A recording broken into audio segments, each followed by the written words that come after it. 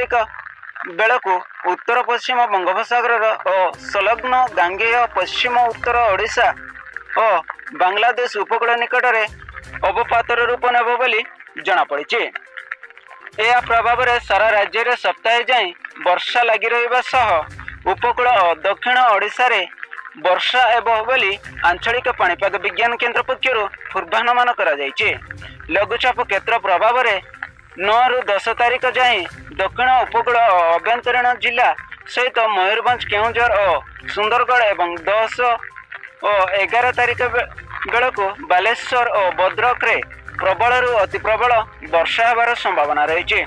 आसंता 24 घंटा मध्य गंजाम गजपति रायगड़ा पुरी करदा कोरापुट मालकानगिरी एवं नवरंगपुर रे प्रबल अति प्रबल वर्षा होबार संभावना रही।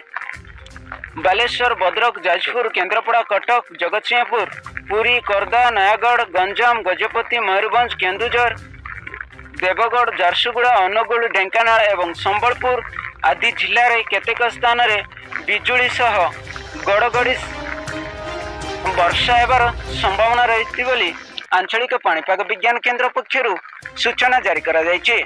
आजिर खबर को एटी रखिबा bureau report MR news Odisha.